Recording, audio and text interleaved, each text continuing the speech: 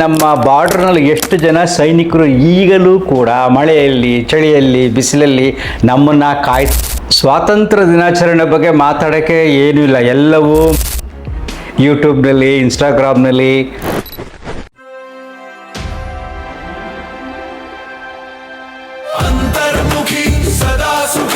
ನಮಸ್ಕಾರ ಸ್ನೇಹಿತರೆ, ಎಲ್ಲರಿಗೂ 80ನೇ ಸ್ವಾತಂತ್ರ್ಯ ದಿನಾಚರಣೆಯ ಶುಭಾಶಯಗಳು. ಸ್ವಾತಂತ್ರ್ಯ ದಿನಾಚರಣೆ ಬಗ್ಗೆ ಮಾತಾಡೋಕ್ಕೆ ಏನೂ ಇಲ್ಲ. ಎಲ್ಲವೂ ಮಾಧ್ಯಮದಲ್ಲಿ ಹರಿದಾಡುತ್ತಿದೆ, ಭಾವಗಳಿಲ್ಲದೆ. ಯೂಟ್ಯೂಬ್ನಲ್ಲಿ, ಇನ್ಸ್ಟಾಗ್ರಾಮ್ನಲ್ಲಿ, ಫೇಸ್ಬುಕ್ಕಲ್ಲಿ, ವಾಟ್ಸಪ್ಪಲ್ಲಿ ಏನು ರಾಶಿ ರಾಶಿ ಪದಗಳ ಜೋಡಣೆ ಸಾಗುತ್ತಿರುತ್ತದೆ. ಆದರೆ ಎಷ್ಟು ಮನಸ್ಸುಗಳಿಗೆ ಆ ಭಾವ ಹೋಗುತ್ತೆ ಅನ್ನೋದು ತುಂಬ ಕಷ್ಟ ಅರ್ಥ ಮಾಡ್ಕೊಳ್ಳೋದು. ನಿಮ್ಗೆ ಆಶ್ಚರ್ಯ ಆಗುತ್ತೆ. ನನ್ನ ಯಾರು ಹ್ಯಾಪಿ ಲೈಫ್ ಯೂಟ್ಯೂಬ್ ಚಾನಲ್ ಯುವಕರು ನೋಡ್ತಿರೋ ಸ್ವಲ್ಪ ಚಿಂತನೆ ಮಾಡಿ ನೋಡಿ. ನಮ್ಮ ದೇಶಕ್ಕೆ ಸ್ವಾತಂತ್ರ್ಯ ಬ್ರಿಟಿಷ್ನವರಿಂದ ಸಿಕ್ಕಿದೆ ಅಷ್ಟೇ, ಬಟ್ ನಮ್ಮ ದೇಶಕ್ಕೆ ಇನ್ನೂ ಸಿಕ್ಕಿಲ್ಲ. ಹೇಗೆ ಗೊತ್ತಾ? ಮೊದಲನೇದು ನೋಡಿ, ನಮ್ಮ ಬಾರ್ಡರ್ನಲ್ಲಿ ಎಷ್ಟು ಜನ ಸೈನಿಕರು ಈಗಲೂ ಕೂಡ ಮಳೆಯಲ್ಲಿ ಚಳಿಯಲ್ಲಿ ಬಿಸಿಲಲ್ಲಿ ನಮ್ಮನ್ನು ಕಾಯ್ತಾ ಇದ್ದಾರೆ. ಕಲ್ಪನೆ ಮಾಡ್ಕೊಳ್ಳಿ, ಯಾರು ಬಾರ್ಡ್ರಲ್ಲಿ ಸೈನಿಕರೇ ಇಲ್ಲ. 2-3 ದಿನದಲ್ಲೇ ನಮ್ಮ ಮನೆ ಎಲ್ಲ ಕಡೆ ಬಾಂಬ್ಗಳು ಬೀಳ್ತವೆ. ಹೌದು ತಾನೇ? ಇನ್ನೂ ನಮಗೆ ಸ್ವಾತಂತ್ರ್ಯ ಪಾಕಿಸ್ತಾನ, ಚೈನಾ, ಬಾಂಗ್ಲಾದೇಶ, ಬೇರೆ ಬೇರೆ ದೇಶಗಳಿಂದ ಸಿಕ್ಕಿಲ್ಲ. ಕಾಯ್ತಾ ಇದ್ದಾರೆ. ಅಲ್ಲಿ ನಮ್ಮ ಸ್ವಾತಂತ್ರ್ಯಕ್ಕಾಗಿ ತುಂಬ ಜನ ಕಷ್ಟಪಡ್ತಾ ಇದ್ದಾರೆ. ಆದರೆ ಎಷ್ಟೋ ಜನಗಳು ಅದ್ರ ಬಗ್ಗೆ ಕೃತಜ್ಞತೆಯೇ ಇಲ್ಲ, ಭಾವವಿಲ್ಲ. ಇನ್ನು 2ನೇ ಸ್ವಾತಂತ್ರ್ಯ ನಮಗೆ ಸಿಕ್ಕಿಲ್ಲ. ದೇಶದ ಒಳಗಡೆ ನಮಗೆ ಸ್ವಾತಂತ್ರ್ಯ ಸಿಕ್ಕಿಲ್ಲ.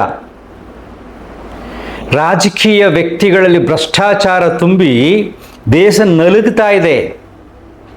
ಈಗ ಒಂದು ರಾಜ್ಯದಲ್ಲಿ ಆಗಲಿ ದೇಶದಲ್ಲಿ ಆಗಲಿ ಎಷ್ಟೊಂದು ಸಮಸ್ಯೆ ಇದೆ ಅಂದರೆ, ಈ ರೀಸೆಂಟಾಗಿ ನೋಡಿದ್ವ ಲೋಕಸಭೆ ಎಷ್ಟೊಂದು ಜಗಳಗಳಾಗಿ ಸರಿಯಾಗಿ ಚರ್ಚೆನೇ ಆಗಿಲ್ಲ ಸಮಸ್ಯೆಗಳ ಬಗ್ಗೆ. ಇಲ್ಲಿ ಯಾರು ಸರಿ ಯಾರು ತಪ್ಪು ಅನ್ನುವುದಲ್ಲ, ನಮ್ಮ ದೇಶಕ್ಕೆ ಭ್ರಷ್ಟ ರಾಜಕಾರಣಿಗಳಿಂದ ಸಾಮಾನ್ಯ ಜನರಿಗೆ ಇನ್ನೂ ಸ್ವಾತಂತ್ರ್ಯ ಸಿಕ್ಕಿಲ್ಲ. ಇದು 2ನೇದು. 3ನೇದು, ನಮ್ಮ ಮನಸ್ಸುಗಳಿಗೆ ಸ್ವಾತಂತ್ರ್ಯ ಸಿಕ್ಕಿಲ್ಲ. ನಮ್ಮ ಮನಸ್ಸಿನ ಮೇಲೆ ಕಾನ್ಸ್ಟೆಂಟ್ಗೆ ಆಕ್ರಮಣ ನಡೀತಾ ಇದೆ, ನಿರಂತರವಾದ ಆಕ್ರಮಣ. ಜಾತಿಯಿಂದ, ಧರ್ಮ ಸಂಘರ್ಷದಿಂದ, ಮೌಢ್ಯದಿಂದ, ನಾನಾ ಆಚಾರ ವಿಚಾರಗಳಿಂದ, ಭೇದ ಭಾವಗಳಿಂದ ಮನಸ್ಸಿನ ಮೇಲೆ ನಿರಂತರವಾಗಿ ಆಕ್ರಮಣ ನಡೀತಾ ಇದೆ. ಕೆಲವು ಹೊರಗಡೆ ಬರೋಕ್ಕೆ ಹೋರಾಟ ಮಾಡ್ತಾ ಇದ್ದಾರೆ. ಜಾತಿಯಿಂದ ಹೊರಗಡೆ ಬರೋಕ್ಕೆ ಎಷ್ಟು ಕಷ್ಟಪಡ್ತಾ ಇದ್ದಾರಲ್ವಾ? ಸ್ವಾತಂತ್ರ್ಯ ಸಿಕ್ಕಿದೆಯಾ? ಧರ್ಮ ಸಂಘರ್ಷದ ಎಷ್ಟು ಕಷ್ಟಪಡ್ತಿದ್ದೀವಲ್ವಾ? ಸ್ವಾತಂತ್ರ್ಯ ಸಿಕ್ಕಿದೆಯಾ? ಸೊ ಬೇರೆ ಬೇರೆ ಮೌಢ್ಯಗಳಿಂದ ಆಕ್ರಮಣ ನಿರಂತರವಾಗಿ ನಡೀತಾ ಇದೆ. ಅದರ ಸ್ವಾತಂತ್ರ್ಯ ಸಿಕ್ಕಿದೆಯಾ? ಇಲ್ಲ. ಸೊ ಮತ್ತೆ ನಾವೇನು ಮಾಡ್ಬೇಕು ಇವಾಗ? ವೆರಿ ಸಿಂಪಲ್ ಸೊಲ್ಯೂಷನ್ ಏನಪ್ಪ ಅಂದರೆ, ಮಾತಿನಿಂದ ಈ ಜನರನ್ನು ಬದಲಾಯಿಸಲು ಸಾಧ್ಯವಿಲ್ಲ. ಸೊ ಭಾವನೆಗಳನ್ನು ಸರಿ ಮಾಡಿ ಬದಲಾಯಿಸಲು ಸಾಧ್ಯವಿಲ್ಲ. ಸಾಧ್ಯವಾದಷ್ಟು ನನ್ನಿಂದ ಎಷ್ಟು ಸಹಾಯ ಆಗುತ್ತೋ ಈ ಸಮಾಜಕ್ಕೆ ಅಷ್ಟು ಮಾಡಿದ್ರೆ ಸಾಕು. ಸ್ವಲ್ಪ ಜನ ನನ್ನಿಂದ ಬದಲಾವಣೆ ಆದರೂ ಸಾಕು. ಅದು ಮಾಡೋಕ್ಕಾಗಿಲ್ವಾ? ನಾನು ಸೈಲೆಂಟಾಗಿದ್ದರೆ ಸಾಕು. ಆಗ ಒಬ್ಬ ಕೆಟ್ಟವನು ಈ ಸಮಾಜದಲ್ಲಿ ಮೌನವಾಗಿರ್ತಾನೆ ಅಂತ ಅರ್ಥ. ಸಾಧ್ಯವಾದರೆ ಸಹಾಯ ಮಾಡು, ಇಲ್ಲ ಅಂದರೆ ಮೌನದಲ್ಲಿ ನಿನ್ನಲ್ಲೇ ನೀನಿರು. ಅದು ತುಂಬ ಶ್ರೇಷ್ಠವಾದ ಸೇವೆ ಈ ಸಮಾಜಕ್ಕೆ ಅಲ್ವಾ? ಯೋಚನೆ ಮಾಡಿ ನೋಡಿ. ರೀಸೆಂಟಾಗಿ ನೆನ್ನೆ ದಿನ ನಮ್ಮ ಯೋಗ ಸ್ಟೂಡೆಂಟ್ ಒಬ್ಬರು ಹೇಳಿದ್ರು, ಅವರ ಶಾಲೆಯಲ್ಲಿ ಸ್ವಾತಂತ್ರ್ಯ ದಿನಾಚರಣೆ ಮಾಡ್ತಾ ಇಲ್ಲ, ಮಕ್ಕಳಿಗೆಲ್ಲ ರಜಾ ಕೊಟ್ಬಿಟ್ಟಿದ್ದಾರೆ. ಸೊ ಇವರು ನನಗೆ ಪಾಪ ಹೇಳಿದ್ರು, ಆಡಿಯೋ ಹಾಕ್ತೀನಿ ಕೇಳಿ. ನಮ್ಮ ಮಕ್ಕಳು ಸ್ಕೂಲಲ್ಲಿ ಇಂಡಿಪೆಂಡೆನ್ಸ್ ಡೇನೇ ಸೆಲೆಬ್ರೇಷನ್ ಮಾಡ್ತಿಲ್ಲ, ಬರೀ ಟೀಚರ್ಸ್ ಅಷ್ಟೇ ಮಾಡ್ತಾ ಇದಾರೆ ಸರ್. ನಂಗೆ ತುಂಬಾ ಕೋಪ ಬಂದು ಹೋಗಿ ಒಂದು ಇದನ್ನ ಮೆಸೇಜ್ ಟೈಪ್ ಮಾಡಿ ಸ್ಕೂಲ್ಗೆ ಅದೋ ಒಂದು ನಂಬರ್ ಇದೆ ಅದಕ್ಕೆ ಹಾಕಿದೀನಿ. ನಾವೆಲ್ಲ ಸಣ್ಣವರಿದ್ದಾಗ ಎಷ್ಟು ಚೆನ್ನಾಗಿರ್ತಿತ್ತು ಸರ್. ಅದೇ ನಮಗೆ ನೆನಪು. ಇಂಡಿಪೆಂಡೆನ್ಸ್ ಡೇದು ಮಾಸ್ ಬಿಟಿ ಮಾಡಿಸ್ತಾ ಇದ್ರು, ಆಮೇಲೆ ಆಶಾ ಭಾಷಣ ಸ್ಪರ್ಧೆ ಇರ್ತಾ ಇತ್ತು, ಡ್ಯಾನ್ಸ್ ಇರ್ತಿತ್ತು, ಪರೇಡ್ ಇರ್ತಾ ಇತ್ತು. ಮುಂಚೆ ಇದ್ದಿದ್ ಸ್ಕೂಲು ಹಂಗೆ ಸರ್ ಚೆನ್ನಾಗಿತ್ತು. ಇವ್ರ ಅದ್ ಏನ್ ಲಕ್ಷ ಲಕ್ಷ ಫೀಸ್ ಇಸ್ಕೊಂತಾರೆ. ಎಷ್ಟು ಬೈಬೇಕು ಅನ್ಸುತ್ತೆ ಅಂದ್ರೆ ತೇಜಸ್ವಿ ಸೂರ್ಯ ಅವ್ರನ್ನ ಗೆಸ್ಟ್ ಆಗಿ ಕರೆಸ್ಬೇಕು ಅಂತ ಇತ್ತಂತೆ. ಅವ್ರು ಬರ್ತಾ ಇಲ್ಲ. ಸೊ ಇವ್ರ ಪ್ರೋಗ್ರಾಮೇ ಕ್ಯಾನ್ಸಲ್ ಮಾಡಿ ಟೀಚರ್ಸ್ ಡೇ ಸೆಪ್ಟೆಂಬರ್ 5th ಮಾಡ್ತಾ ಇದಾರೆ ಸರ್. ಎಷ್ಟ್ ಕೋಪ ಬರ್ತಾ ಇದೆ ಅಂದ್ರೆ ಮಕ್ಳಿಗೆ ಏನ್ ಗೊತ್ತಾಗುತ್ತೆ ಸರ್ ಈ ತರ ರಜಾ ಕೊಟ್ಬಿಟ್ರೆ ಇವ್ರುಗಳು. ಎಷ್ಟ್ ಕಷ್ಟಪಟ್ಟು ಸ್ವಾತಂತ್ರ್ಯ ಸಿಕ್ಕಿದೆ ನಮ್ ದೇಶಕ್ಕೆ, ಹೆಂಗೆ ಅದಕ್ಕೆ ಈ ಸಂಜಿಗಳು ಈ ತರ ಆಡೋದು. ಇವ್ರು ಟೀಚರ್ಸ್ಗಳು ಈ ತರ ಮಾಡೋದಕ್ಕೆ ಅವ್ರು ನಾನ್ ನಿನ್ನೆ ಸರ್ಗೆ ಕೇಳ್ದೆ, PT ಸರ್ಗೆ, ಸರ್ ಇವಾಗ ಮೇಡಮ್ ಇವಾಗ ಯಾರು ಮಾಡ್ತಾರೆ ಮೇಡಮ್ ಅಂತ. ನಾಯಪ್ಪ ಇವರಿಗೆ ಟೀಚರ್ಸ್ಗಳಿಗೆ ಕೆಲಸ ಜಾಸ್ತಿ ಆಗುತ್ತಲ್ಲ ಹೇಳ್ಕೊಡಕ್ಕೆ ಮಾಡಕ್ಕೆ ಎಲ್ಲದು. ಮುಂಚೆ ಸ್ಕೂಲ್ ಆಗಿದ್ರೆ 7:30ಗೆ ಸ್ಕೂಲ್ಗೆ ಹೋಗ್ತಿದ್ವಿ, 8 ಗಂಟೆಗೆ ಫ್ಲಾಗ್ ಹಾಸ್ಟಿಂಗ್ ಶುರು ಆಗೋದು, ಗೆಸ್ಟ್ ಕರೆಸ್ತಿದ್ರು, ಪೆರೇಡ್ ಇರ್ತಿತ್ತು, ಆಮೇಲೆ ಯೋಗದು ಪಿರಮಿಡ್ ಎಲ್ಲ ಮಾಡ್ತಾ ಇದ್ರು, ಕಲ್ಚರಲ್ ಪ್ರೋಗ್ರಾಮ್ ಇರ್ತಿತ್ತು, ಭಾಷಣ ಇರ್ತಿತ್ತು.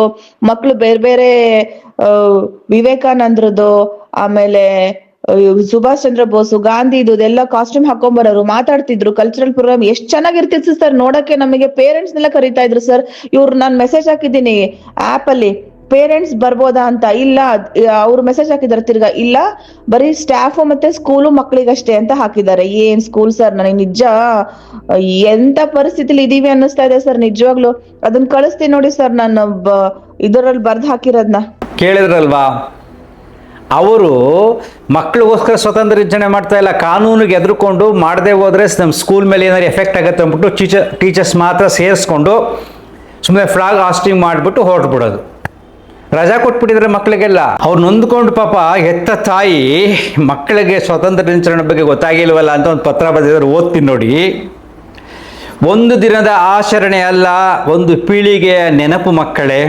ಒಂದು ಕ್ಷಣ ಯೋಚಿಸಿ, ಆಗಸ್ಟ್ 15ರಂದು ಶಾಲೆಯ ಆವರಣದಲ್ಲಿ ತ್ರಿವರ್ಣ ಧ್ವಜ ಹಾರದೇ ಇದ್ದರೆ, ದೇಶಭಕ್ತಿಯ ಹಾಡು ಮೊಳಗದೇ ಇದ್ದರೆ, ನಮ್ಮ ಸ್ವಾತಂತ್ರ್ಯಕ್ಕಾಗಿ ಹೋರಾಡಿದವರ ಕತೆ ನಮ್ಮ ಕಿವಿಗೆ ಬೀಳದೇ ಇದ್ದರೆ ನಷ್ಟವಾಗುವುದು ಕೇವಲ ಒಂದು ಕಾರ್ಯಕ್ರಮಕ್ಕಲ್ಲ, ನಿಮ್ಮ ಮನಸ್ಸಿನಲ್ಲಿ ಹುಟ್ಟಬೇಕಾದ ಒಂದು ಅಮೂಲ್ಯ ನೆನಪು. ಒಂದು ಶಾಲೆಯಲ್ಲಿ ಧ್ವಜ ಹಾರಿಸದಿದ್ದರೆ ಆಕಾಶದಲ್ಲಿರುವ ಸೂರ್ಯ ನಿಲ್ಲುವುದಿಲ್ಲ. ಪಾಠಗಳು ನಡೆಯುತ್ತವೆ, ಪರೀಕ್ಷೆಗಳು ಬರುತ್ತವೆ, ಜೀವನ ಎಂದಿನಂತೆ ಮುಂದುವರಿಯುತ್ತದೆ. ಆದರೆ ಒಂದು ಮಗುವಿನ ಹೃದಯದಲ್ಲಿ ನನ್ನ ದೇಶಕ್ಕಾಗಿ ಯಾರೋ ತಮ್ಮ ಬದುಕನ್ನು ಕೊಟ್ಟರು ಎಂಬ ಅರಿವಿನ ಒಂದು ಬೀಜ ಬಿತ್ತದೆ ಉಳಿದು ಹೋಗಬಹುದು. ಒಮ್ಮೆ ಯೋಚಿಸಿ, ನಮ್ಮ ಸ್ವಾತಂತ್ರ್ಯಕ್ಕಾಗಿ ಹೋರಾಡಿದ ಅಸಂಖ್ಯಾತ ದೇಶಭಕ್ತರು ತಮ್ಮ ಬಾಲ್ಯವನ್ನು, ತಮ್ಮ ಸುಖವನ್ನು, ತಮ್ಮ ಕುಟುಂಬದ ನೆಮ್ಮದಿಯನ್ನು ಬದಿಗಿಟ್ಟು ದೇಶದ ಭವಿಷ್ಯಕ್ಕಾಗಿ ಬದುಕಿದರು. ಅವರು ಹೋರಾಡಿದ ಭಾರತವನ್ನು ನಾವು ಮಕ್ಕಳಿಗೆ ಪರಿಚಯಿಸದೇ ಹೋದರೆ ಅವರ ತ್ಯಾಗದ ಕತೆ ಮುಂದಿನ ಪೀಳಿಗೆಗೆ ಯಾರು ಹೇಳಬೇಕು? ಮಕ್ಕಳು ಸ್ವಾತಂತ್ರ್ಯ ದಿನಾಚರಣೆಯಲ್ಲಿ ಧ್ವಜಕ್ಕೆ ಸಲ್ಯೂಟ್ ಮಾಡುವಾಗ ಅದು ಕೇವಲ ಕೈ ಎತ್ತುವ ಕ್ರಿಯೆಯಲ್ಲ, ಅದು ನಾನು ಈ ದೇಶವನ್ನು, ಈ ದೇಶ ನನ್ನದು, ಈ ದೇಶದ ಭವಿಷ್ಯ ನನ್ನ ಕೈಯಲ್ಲಿದೆ ಎಂಬ ಭಾವನೆ ಅವರ ಹೃದಯದಲ್ಲಿ ಮೂಡುವ ಕ್ಷಣ. ಒಂದು ದಿನದ ಹಾಡು, ಒಂದು ದಿನದ ಭಾಷಣ, ಒಂದು ದಿನದ ಧ್ವಜಾರೋಹಣ, ಒಂದು ದಿನದ ದೇಶಭಕ್ತಿಯ ಘೋಷಣೆ ಬಹುಶಃ ಮಗುವಿನ ಮನಸ್ಸಿನಲ್ಲಿ ಜೀವನ ಪೂರ್ತಿ ಉಳಿಯುವ ನೆನಪಾಗಬಹುದು. ಆದ್ದರಿಂದ ಮಕ್ಕಳೇ, ಸ್ವಾತಂತ್ರ್ಯ ದಿನಾಚರಣೆ ಮಾಡದಿದ್ದರೆ ನಿಮ್ಮ ಪುಸ್ತಕದಲ್ಲಿ ಒಂದು ಪಾಠ ಕಡಿಮೆಯಾಗುವುದಿಲ್ಲ, ಆದರೆ ನಿಮ್ಮ ಹೃದಯದಲ್ಲಿ ಒಂದು ಅಮೂಲ್ಯ ಅನುಭವ ಕಡಿಮೆಯಾಗಬಹುದು. ಶಾಲೆಯವರೇ, ಮಕ್ಕಳಿಗೆ ಕೇವಲ ಅಂಕಗಳನ್ನಲ್ಲ, ದೇಶದ ಮೇಲಿನ ಗೌರವವನ್ನು ಕಲಿಸಿ. ಪೋಷಕರೇ, ಮಕ್ಕಳಿಗೆ ಕೇವಲ ಭವಿಷ್ಯವನ್ನಲ್ಲ, ಅವರು ಬದುಕುತ್ತಿರುವ ಸ್ವತಂತ್ರ ದೇಶದ ಇಂದಿನ ತ್ಯಾಗವನ್ನು ಪರಿಚಯಿಸಿ. ಮಕ್ಕಳೇ, ಈ ಆಗಸ್ಟ್ 15ರಂದು ಧ್ವಜವನ್ನು ನೋಡಿದಾಗ ಒಂದು ಕ್ಷಣ ನಿಂತು ಯೋಚಿಸಿ, ಈ ಧ್ವಜ ಎಷ್ಟು ಎತ್ತರಕ್ಕೆ ಹಾರಲು ಎಷ್ಟು ಜನರ ಕನಸುಗಳು ಕಾರಣವಾಗಿರಬಹುದು? ಈ ಪ್ರಶ್ನೆಗೆ ಉತ್ತರ ಹುಡುಕುವಾಗ ನಿಮ್ಮ ಕಣ್ಣುಗಳಲ್ಲಿ ಮೂಡುವ ಹೆಮ್ಮೆಯೇ ನಿಜವಾದ ಸ್ವಾತಂತ್ರ್ಯ ದಿನಾಚರಣೆ. ಸ್ವಾತಂತ್ರ್ಯವನ್ನು ಅನುಭವಿಸುವುದು ನಮ್ಮ ಹಕ್ಕು. ಈ ಸ್ವಾತಂತ್ರ್ಯದ ಬೆಲೆಯನ್ನು ನೆನಪಿಸಿಕೊಳ್ಳುವುದು ನಮ್ಮ ಕರ್ತವ್ಯ. ಇಷ್ಟೆಲ್ಲ ಬರೆದು ಸ್ಕೂಲ್ ಕಳಿಸಿದ್ದಾರೆ, ಮಕ್ಕಳಿಗೋಸ್ಕರ ಒಂದು ಆರ್ಟಿಕಲ್ ಬರೆದು. ಸೊ ಆ ತಾಯಿ ಮನಸ್ಸಿಗೆ ಎಷ್ಟು ನೋವಾಗಿದೆ ನೋಡಿ. ಬೆಂಗಳೂರಿನಲ್ಲಿ ಪ್ರತಿಷ್ಠಿತ ಶಾಲೆಯಲ್ಲಿ ಸ್ವಾತಂತ್ರ್ಯ ದಿನಾಚರಣೆಯನ್ನು ಅನುಸರಿಸುತ್ತಿಲ್ಲ. ಮಕ್ಕಳಿಗೆ ರಜೆ ಕೊಟ್ಟು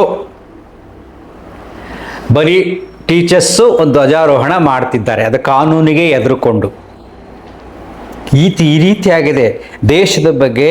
ದೇಶದಲ್ಲಿ ಇರುವವರಿಗೆ ಯಾವ ರೀತಿಯಾದ ಭಾವನೆಗಳಿದೆ ನೋಡಿ.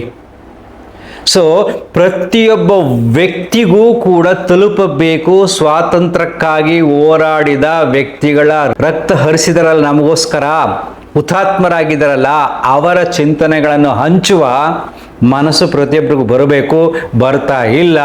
ಅದಕ್ಕೆ ನಾನು ಸುಮ್ಮನೆ ಸರಳವಾಗಿ ಸ್ವಾತಂತ್ರ್ಯ ದಿನಾಚರಣೆ ದಿನ 2 ಮಾತಾಡಿದ್ದೀನಿ, ನೆನಪಿಟ್ಕೊಡ್ರಪ್ಪ. ನನ್ನ ಕೋರಿಕೆ ಇಷ್ಟೇ, ನಿನ್ನಲ್ಲಿ ಸಾಧ್ಯವಾದರೆ ಸಹಾಯ ಮಾಡೋ ಸಮಾಜಕ್ಕೆ, ಇಲ್ಲದಿದ್ದರೆ ನೀನು ಮೌನವಾಗಿರು, ಅಷ್ಟೇ ಸಾಕು. Thank you. ಅಂತರ್ಮುಖಿ, ಸದಾ ಸುಖಿ. ನಮಸ್ಕಾರ.